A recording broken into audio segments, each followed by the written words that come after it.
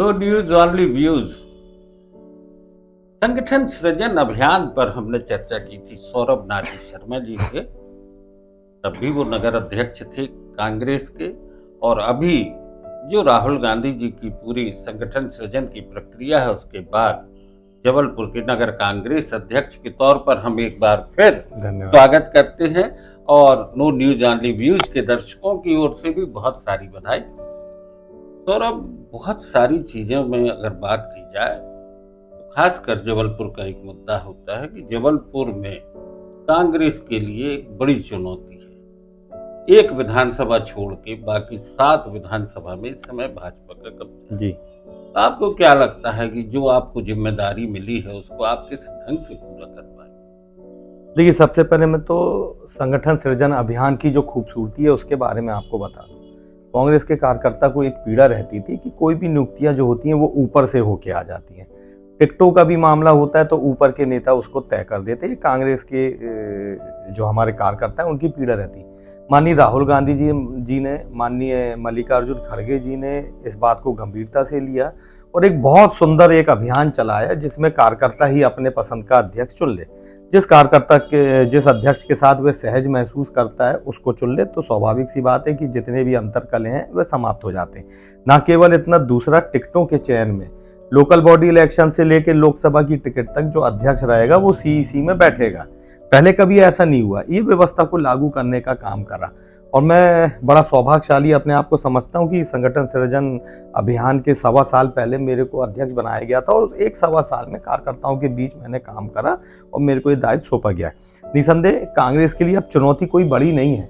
जिस तरीके से हमारी केंद्रीय लीडरशिप ऐसे अभियान चला रही है, सब कार्यकर्ता को काम पे लगा रही है, जिस भी कार्यकर्ता की जो भी काबिलियत है, जो भी उसका काम करने का तरीका है, जहां पर वो अच्छे तरीके से उस कार्य को कर सकता है उसको वहां पर प्लेस करने का, उसको वहां पर पदासीन करने का काम कांग्रेस पार्टी कर रही है। अभी जबलपुर में लगातार जिस तरीके से आपने बिजली का एक आंदोलन किया था, स्मार्ट मीटर, स्मार्ट लूट, ये मुद्दा भी आया था। अब राहुल गांधी जी ने एक नया मुद्दा बिहार से शुरू किया है, वोट अधिकार यात्रा। वोटर के लिए उन्होंने कहा है, और जिस तरीके से चुनाव आयोग की निष्पक्षता पर सवाल उठे हैं, तो क्या जबलपुर में भी इस तरह की कोई स्थितियां सामने आएंगी कि आम मतदाताओं को जागरूक किया जाएगा? देखिए, आने वाली 24 तारीख को हम जितने भी नवनियुक्त अध्यक्ष बनाए गए हैं मध्य प्रदेश में, उनका 1 दिन का ट्रेनिंग प्रोग्राम है सुबह से शाम तक। उसके बाद 10 दिन का एक ट्रेनिंग प्रोग्राम है। बिल्कुल स्वाभाविक सी बात है कि कांग्रेस पार्टी हमेशा से संविधान की रक्षा के लिए, लोकतंत्र को मजबूत करने के लिए, चुनाव प्रणाली को पारदर्शी रखने के लिए, ये हमारी जो विचारधारा है उसका ये एजेंडा रहा है आज़ादी के बाद से। माननीय राहुल गांधी जी ने इस बात को महसूस करा कि कहीं ना कहीं election commission Bharatiya Janata party के इशारों पर नाचता है। ये आरोप नहीं, ये तो तथ्य हैं जो राहुल गांधी जी ने पेश करे। एक छोटा सा कमरा, उसमें 80 नाम, एक व्यक्ति जिसके 4 राज्यों में नाम, एक विधानसभा में, एक लोकसभा में 1,08,000 फर्जी नाम। तो साफ तौर पे मॉडल के तौर पे एक लोकसभा को उन्होंने चिन्हित करा, उस पर 6 महीने का काम करा और निकाल के देखा कि किस तरीके से इलेक्शन कमीशन बेईमानी कर रहा है और करवा रहा है भारतीय जनता पार्टी की सरकार को बनाने के लिए। आप याद करिए, टीएन सेशन का समय रहता था, इलेक्शन कमीशन सख्त रहता था, पारदर्शी रहता था। जब इलेक्ट्रॉनिक वोटिंग लिस्ट की अगर बात करी राहुल जी ने, तो उसमें क्या समस्या थी? अगर आपकी वोटर लिस्ट में अगर कोई बेईमानी नहीं है तो आप इलेक्ट्रॉनिक वोटर लिस्ट दे देते। अब उसके बाद और मजे की बात, जब राहुल गांधी जी ने प्रमाण सहित ये दस्तावेज प्रस्तुत करे, 20 दिन तक चुनाव आयोग मौन रहा और भारतीय जनता पार्टी के नेता, भारतीय जनता पार्टी के कार्यकर्ता, भारतीय जनता पार्टी की सरकार में वर्तमान में रहे कई माननीय और जनप्रतिनिधि इलेक्शन कमीशन के बचाव में उतर आए। इलेक्शन कमीशन तो न्यूट्रल है, वो कांग्रेस के लिए भी वैसे ही है, भारतीय जनता पार्टी के लिए भी वैसे ही है। तो भारतीय जनता पार्टी को तो इसको सहजता से स्वीकारना चाहिए कि चुनाव प्रणाली को पारदर्शी बनाने के लिए कोई राजनीतिक दल अगर इलेक्शन कमीशन पे सवाल उठा रहा है तो आपको तो साथ आना था। इलेक्शन कमीशन 20 दिन के बाद पत्रकार वार्ता करता है, उसमें कोई ठोस जवाब नहीं दे पाता। साफ तौर पे भारतीय जनता पार्टी ने जैसे हिंदुस्तान की अनेकों एजेंसियों को कब्जे में करके रखा है, इलेक्शन कमीशन भी उसी तर्ज पे काम कर रहा है। मध्य प्रदेश में बहुत ही बारीक तरीके से हम लोगों को आगे 24 तारीख को इस बारे में बताया जा रहा है। वहां से लौट के आके मध्य प्रदेश में वार्ड से लेकर बूथ स्तर तक वोटर लिस्टों की जांच की जाएगी, पुनर्निरीक्षण का काम किया जाएगा। और जिस तर्ज पे माननीय राहुल गांधी जी ने खुलासा करा है, मध्य प्रदेश में हमारे प्रदेश के अध्यक्ष माननीय जीतू पटवारी जी भी उसी तर्ज पे काम कर रहे हैं। और हम लोग जो डीसीसी प्रेसिडेंट है, जो हमारे ब्लॉक के अध्यक्ष हैं, जो हमारे वार्ड के प्रभारी हैं, अध्यक्ष हैं, उन सबको लेके एक एक बूथ पे हम लोग इसकी जांच करेंगे। एक नारा जो आप लोगों ने निकाला था उसको शायद राष्ट्रीय स्तर तक राहुल गांधी ने भी एक्सेप्ट किया, वो क्या था?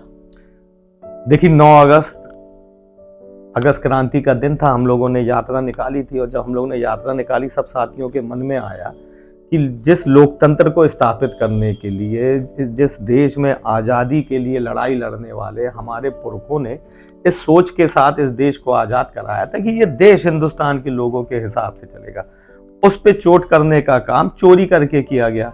तो हम लोगों ने उसी दिन यहाँ से नारा निकाला था, वोट चोर गद्दी छोड़। तो वो नारा आप इतना तेज हुआ कि वो अखिल भारतीय कांग्रेस कमेटी ने उसको अडॉप्ट कर लिया और पूरा हिंदुस्तान का आदमी चिल्ला रहा है, वोट चोर सत्ता छोड़। यानी एक नारा जो उठता है, एक ईमानदार प्रयास से जब कभी कोई बात सामने आती है, निश्चित है ये सवाल भी बहुत लाजमी है कि अगर चुनाव आयोग की निष्पक्षता पर सवाल उठा है तो भारतीय जनता पार्टी को उसके बचाव में आने की जरूरत क्यों हुई, ये भी एक प्रश्न उठता है। सौरभ भाई, आप नगर कांग्रेस अध्यक्ष के तौर पर एक बार फिर सर्वमान्य तरीके से आए हैं जी। तो कांग्रेस में गुटबाजी बहुत है, अलग अलग तरह के नेताओं के दबाव है, अपने तरह से वो नियुक्तियां चाहते हैं। अब आपको कार्यकारिणी का भी गठन करना होगा, तो क्या लगता है कि इस दबाव के बीच में आप अपनी जिम्मेदारियों को कैसे निभाएं? देखिए, गुटबाजी मैं समझता हूँ भारतीय जनता पार्टी में ज्यादा है। हमारे यहाँ गुटबाजी नहीं होती, हमारे यहाँ छोटे मोटे मतभेद होते हैं, क्योंकि हमारे यहाँ अभिव्यक्ति की आज़ादी है। छोटे से छोटा कार्यकर्ता बड़े से बड़े नेता से बात कर सकता है, संवाद कर सकता है, अपनी चर्चा कर सकता है, अपने मुद्दे रख सकता है। कांग्रेस पार्टी में गुटबाजी वो नहीं है जो भारतीय जनता पार्टी है। हमारे यहाँ हमेशा से एक मतभेद रहता है, हो सकता है किसी के कार्य करने का तरीका अलग है, दूसरे का अलग है, तो उस तौर पे और हम लोग इसको मिल बैठ के इसको हम लोग अपने तरीके से उसको समाप्त कर लेते हैं। आप देखें तो इस दौर में जो कांग्रेस पार्टी चल रही है, इसमें सिर्फ एक विषय पर चल रही है कि किस तरीके से जो कुशासन की सरकारें, चोरी करी हुई सरकारें, लूटी हुई सरकारें, खरीदी हुई सरकारें, कांग्रेस का कार्यकर्ता एकजुट होते हुए इन मुद्दों के साथ, इन इश्यूज के साथ भारतीय जनता पार्टी से लड़ने का काम कर रहा है। चाहे आप जबलपुर की बात करें, चाहे मध्य प्रदेश की बात करें, समूचा जो कांग्रेस का परिवार है, आपने देखा सड़कों पर उतर के लड़ता है। गुटबाजी जी। अभी एक और चीज सामने आई है, अभी जब से राहुल गांधी ने ये वोट अधिकार यात्रा की शुरुआत की, वोट चोरी के मामले को लेके, तो जो कांग्रेसी भारतीय जनता पार्टी में चली गई जी, अब ऐसा लगने लगा है, ऐसे कुछ संकेत मिल रहे हैं कि वो कांग्रेस में वापसी कर रहे हैं। तो क्या ऐसे कुछ संकेत आपको भी मिले हैं कि भाजपा छोड़ के कांग्रेस में कुछ लोग आना चाह रहे हैं? देखिए, जो पार्टी की पीठ पे खंजर घोंप के गए हैं, जो लालच लोभ में गए हैं, जो डर दहशत में गए हैं, उनके लिए कतई कांग्रेस के दरवाजे नहीं खुलने वाले। हम लोगों ने समय समय पर इसकी आपत्ति भी दर्ज करी है। कांग्रेस का वह सिपाही जो हर दौर में कांग्रेस के लिए खड़ा रहा है, कांग्रेस की विचारधारा को मजबूत बनाने के लिए खड़ा रहा है, उसकी सुनवाई होगी। भारतीय जनता पार्टी में जो मौका परस्ती करके गए हैं, जो अपने व्यक्तिगत स्वार्थों को सिद्ध करने के लिए गए हैं, उनके लिए कांग्रेस पार्टी के जो दरवाजे हैं वो बंद हैं। मैं समझता हूं ऐसे कोई भी निर्णय जो है कांग्रेस पार्टी का जो हमारा शीर्ष नेतृत्व है इसको नहीं करेगा। दोस्तों, कांग्रेस में एक तरीके से जो संगठन सृजन के बाद एक नई शुरुआत हुई है, उसको लेकर बहुत सी संभावनाएं हर कार्यकर्ता के मन में है और आम नागरिक एक बेहतर राजनीतिक माहौल की कल्पना करता है। आज देश में निश्चित है कि सत्ता और विपक्ष के बीच में संघर्ष की स्थितियां हैं और मध्य प्रदेश में भी ये कमोबेश यही हालात है। बोलने की आजादी एक बड़ा सवाल बन चुका है, चाहे वो मीडिया के तौर पे हो, चाहे सवाल करने के लिए आम आदमी की बात हो, तो उसको कहीं न कहीं साहस के साथ खड़े होकर अपना सवाल खड़ा करने की जरूरत है, ताकि देश के राजनीतिक माहौल में एक बेहतर वातावरण बन सके। सौरभ भाई, एक बार फिर आपको बहुत बहुत धन्यवाद। और आज की चर्चा के लिए नो न्यूज ऑनली व्यूज के दर्शकों की ओर से बहुत धन्यवाद। Thank you.